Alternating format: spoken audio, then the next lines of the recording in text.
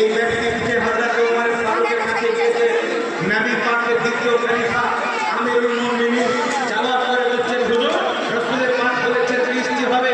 হযরত ওমর ফারুকের চোখ দিয়ে পানি বেরিয়ে গেল, সঙ্গে সঙ্গে বৃষ্টি আরম্ভ হয়ে গেল।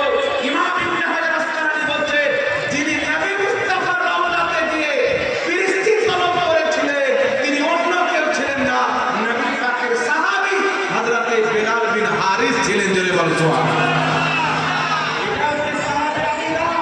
সারা পৃথিবীর মুসলমানদের দোয়া কবুল না হয়, মুস্তাফার রওজাতে চলে যাও, নবী পাকের রওজার বরকতে আল্লাহ দোয়া কবুল করে নেন। এজন্য পৃথিবীর মুসলমান আরেকটি কথা আপনাকে বলতেছি, কিতাবের নাম হচ্ছে তারিখে বাগদাদ।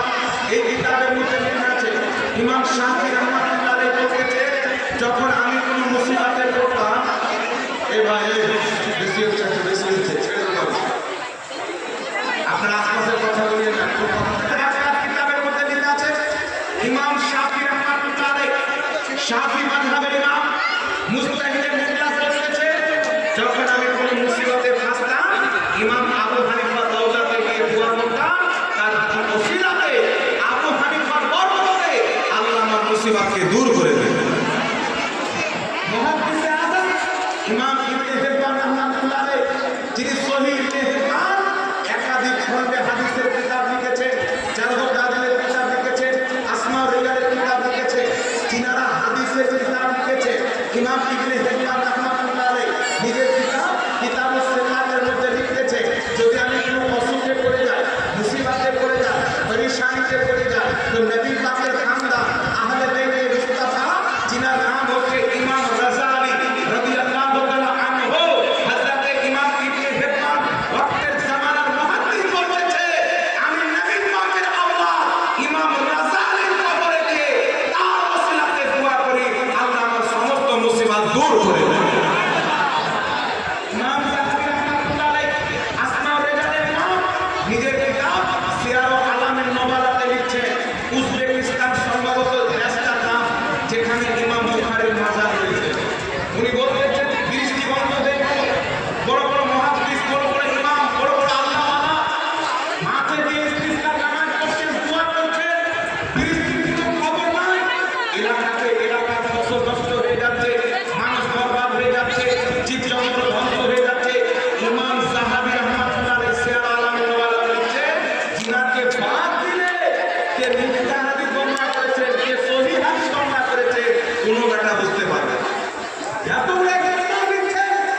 ওই এলাকার মুহাদ্দিসের মধ্যে একজন ব্যক্তি, যার নাম হলো ইবনে সালাহ রাহমাতুল্লাহ আলাইহি, উনাকে স্বপ্নে দেখানো হলো, তোমরা ইমাম বুখারীর মাজারে চলে যাও, ইমাম বুখারীর ওসিলাতে বৃষ্টি চাও, আল্লাহ তোমাদেরকে বৃষ্টি দান করবেন।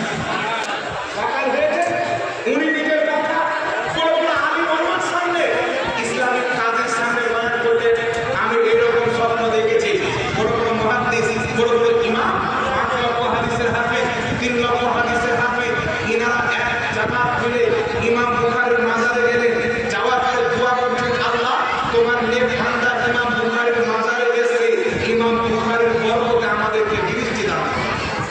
ইমাম বুখারী নিজের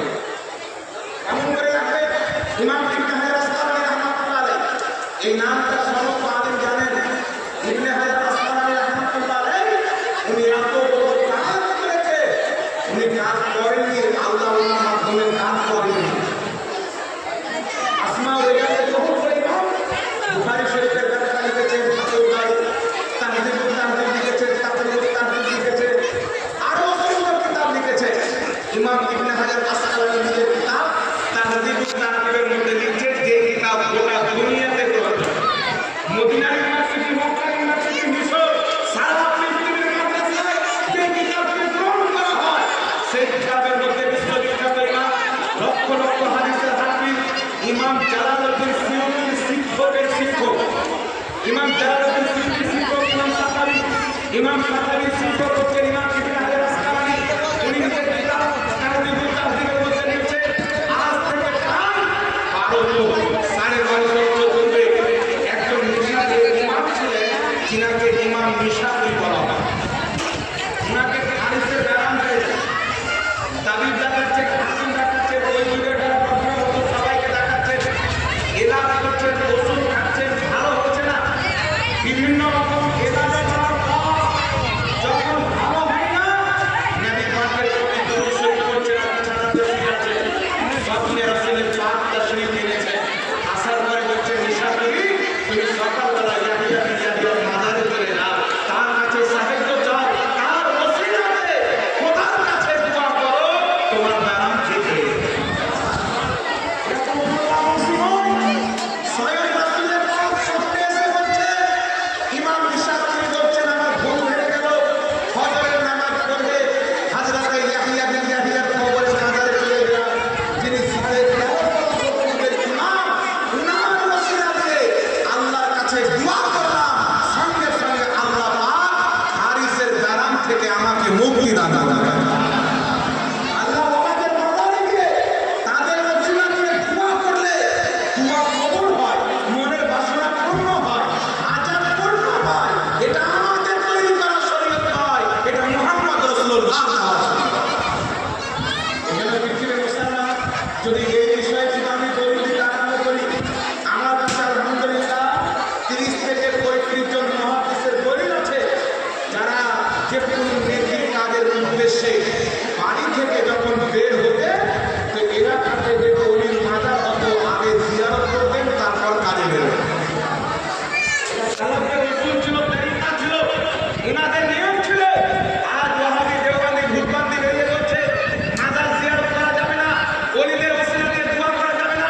আমি জামাতের লোককে বলতে চাই, মূর্খ, যদি এটা শিরক ও বিদআত হয়, তো দেওবন্দি তবলিগীদের সবচাইতে বড় ফতোয়ার কিতাব ফাতাওয়া দারুল উলুম দেওবন্দ 18 খণ্ডে বিভক্ত, সেই কিতাবের মধ্যে লেখা আছে, প্রশ্ন করা হলো ওলিয়া উলিয়ার মাজারে গিয়ে দোয়া করা যাবে কিনা, তো দেওবন্দিদের পুরো কিতাবের মধ্যে প্রশ্নের উত্তরে জবাব দিচ্ছে যে আল্লাহ ওয়ালাদের মাজার যখন তুমি যাবে, তো ওখানে গিয়ে আল্লাহর ওসিলা দিয়ে দোয়া করবে।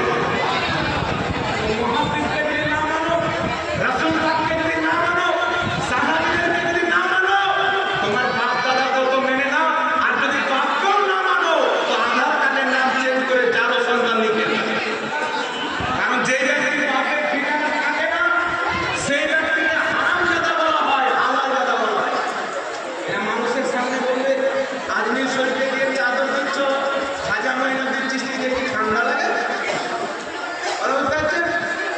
তোমরা গিয়ে বাগদাদ শরীফের চাদর দিচ্ছ, বরেলি শরীফের চাদর দিচ্ছ, উড়িষ্যার ধামনগর